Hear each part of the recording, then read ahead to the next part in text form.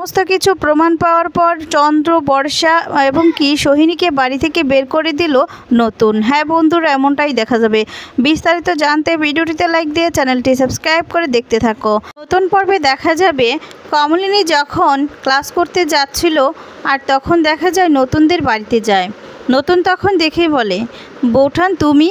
আর তখন বলে, হ্যাঁ আমি আসলে ক্লাস করতেই তো যাচ্ছিলাম, ভাবলাম তোমার সাথে দেখা করে যাই, এই জন্য না একটু আগেই বের হয়েছি।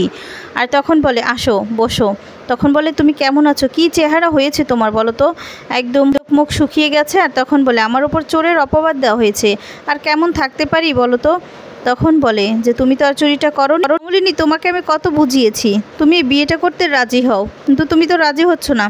তখন বলে, আমি তো রাজি হচ্ছি না, কিন্তু যদি রাজি হই তখন কিন্তু পরিস্থিতিটা অন্যরকম হয়ে যাবে, ছেলেমেয়েরা আমাকে বিচ্ছিন্ন করে দিবে। তখন বলে, না আমি বলছি করবে না। এরপর বলে যে না সেটা নয় বাদ দিলাম, কিন্তু আমার ছেলে মেয়ে দুটো তাদের কি হবে?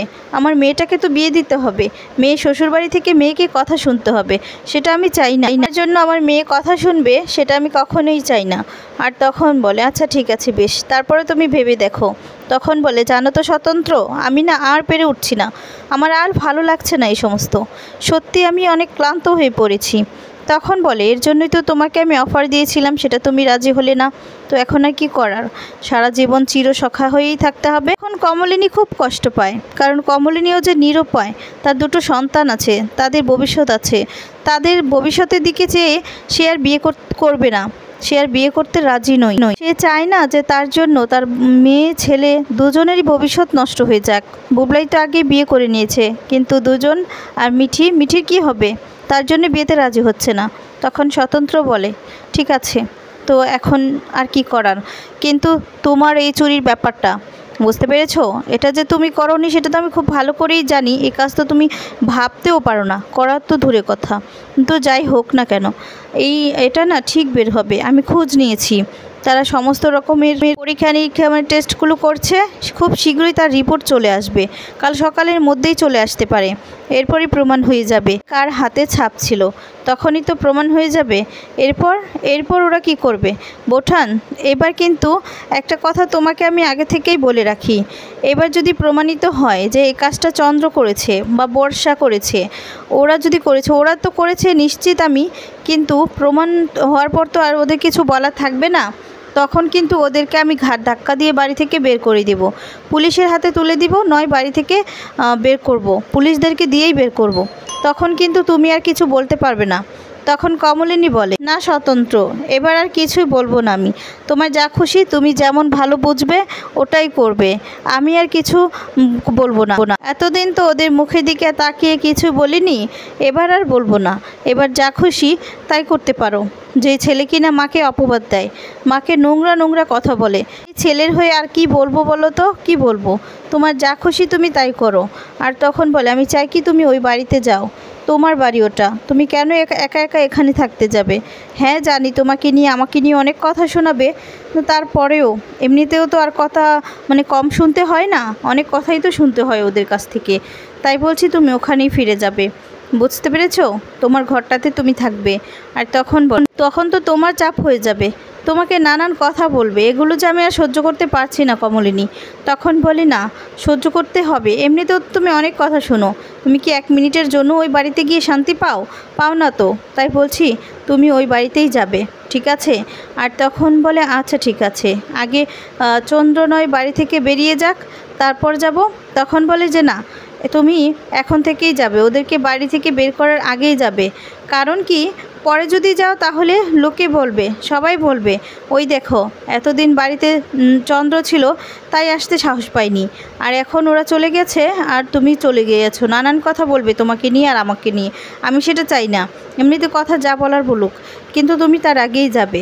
আর তখন বলে, ঠিক আছে কমলিনী, তুমি যখন বলেছো তোমার কথা তো আমি ফেলতে পারি না, তো আমি যাব, নিশ্চয়ই যাব। এরপর দেখা যাবে কমলিনীকে রান্না করে আজকেও খাইয়ে দেয়, কমলিনী খুব খুশি হয় আর বলে, রোজ রোজ তুমি এভাবে আমাকে খাওয়াবে? তখন বলে, হ্যাঁ এতকাল তুমি আমাকে খাইয়েছো, আর এখন তোমাকে আমি খাওয়াতে পারবো না, এই আর কি, তুমি কি আমার জন্য কম করেছো? কত কিছুই না করেছো তুমি, তাহলে এতটুকু কিছুই নয়, তুমি রোজ খাবে, যতদিন আমি ও বাড়িতে না যাচ্ছি ততদিনই তো সুযোগ, তাই না? এরপর তো আর হয়তোবা নিজের হাতে নাও খাওয়াতে পারি, খাওয়াতে মানে পারবো না হয়তোবা সকলের সামনে। তো তুমি না এখানেই প্রতিদিন ততদিন পর্যন্ত আমার কাছে আসবে আর রোজ রোজ খেয়ে যাবে। তখন কথাটা শুনে কমলিনী খুশি হয়। কমলিনীকে তখন খাইয়ে দেয়, আর তখন কমলিনী বলে, প্রতিদিন তো তুমি খাইয়ে দাও, আজকে নয় তোমাকেও আমি খাইয়ে দিই। এই বলে কমলিনীও স্বতন্ত্রকে খাইয়ে দেয়। দুজন দুজনের দিকে একদৃষ্টিতে তাকিয়ে থাকে আর হাসতে থাকে। তারপর দেখা যাবে পরের দিন সকাল হতেই সবাই যখন এই নিয়ে কথাবার্তা বলে চুরির ব্যাপারটা নিয়ে, আর তখনই দেখা যাবে কমলিনী বলতে থাকে, আগে রিপোর্টটা আসুক, তারপর তো প্রমাণ হবে যে কে এই কাজগুলো করেছে, আমি করেছি না কে করেছে। যারা এই কাজটা করেছে তাদের না তখন মুখ লুকানোর জায়গা পাবে না।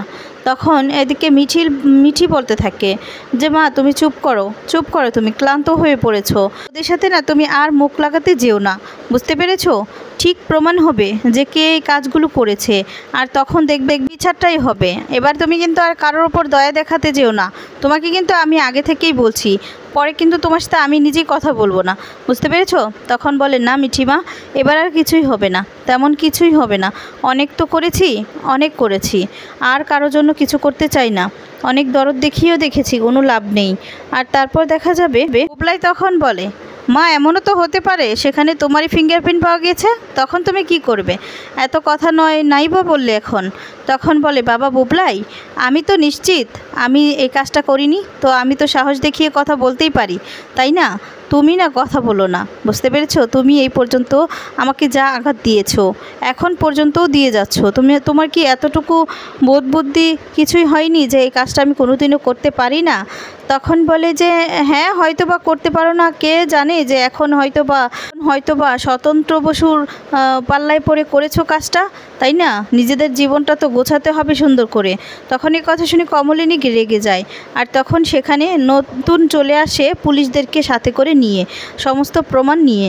আর তখন বলতে থাকে, চুপ কর বুবলাই, আর একটা কথাও বলবি না, মায়ের নামে যা যা অপবাদ দিয়েছিস না অনেক বেশি দিয়ে ফেলেছিস, এখন আর এত কথা বলিস না, এখন অন্তত বাবার দিকে একটু আঙুল তোল। আর তখন বলে, আমার বাবা তো তেমন আঙুল তোলার কাজ করেনি, হ্যাঁ আমার বাবা একটা ভুল করেছে, তো সে তো বলছে যে সে হোমে ছিল, তার কিছু মনে ছিল না, তার কারণেই হয়তোবা সে ভেবেছে হয়তোবা সে তার কোনো অতীতের কথা তো মনে ছিল না, সে যে বিয়ে করছে সেটা তো সে ভুলেই গিয়েছিল, তো তার জন্যই হয়তোবা বিয়েটা করেছে, কিন্তু নিজের সজ্ঞানে তো আর এই কাজটা করেনি, আমার বাবা এই ভুলটা তো নিজে ইচ্ছেতে করেনি।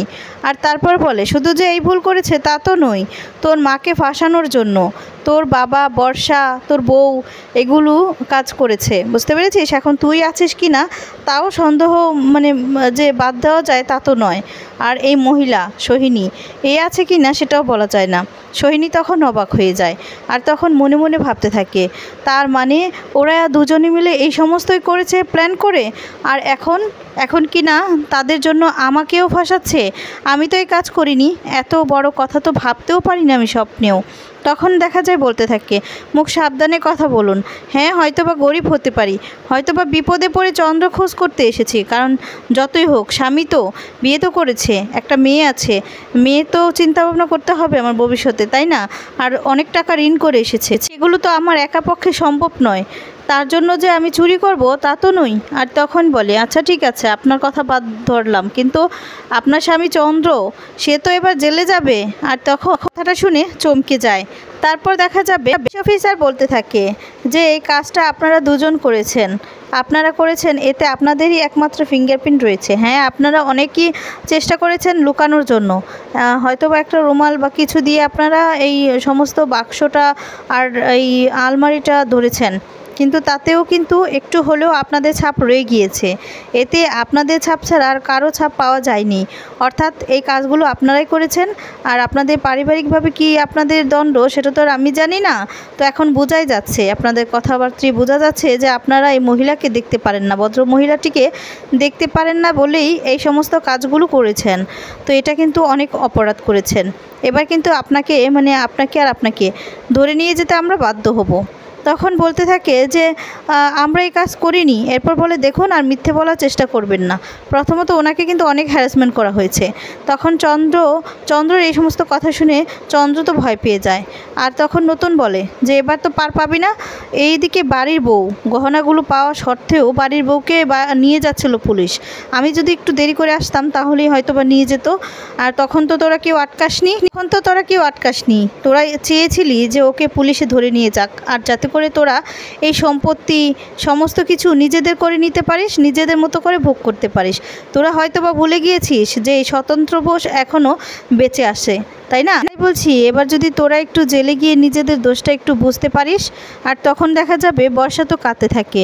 এদিকে বলে যে আমি কিচ্ছু করতে চাইনি, আমাকে এই চন্দ্র মানে এই আঙ্কেল উনিই বলেছে ওনার একটা হেল্প চাই, উনি হেল্প চাইছেন, উনি কি করবেন, ঋণে পড়ে গিয়েছেন, এখন কোথায় গিয়ে উঠবেন, ওনার কিছু টাকার প্রয়োজন, আমাকে এই সমস্ত বলেছে বলে আমি একটু ইন্ধন দিয়েছি, তাছাড়া কিচ্ছু নয়।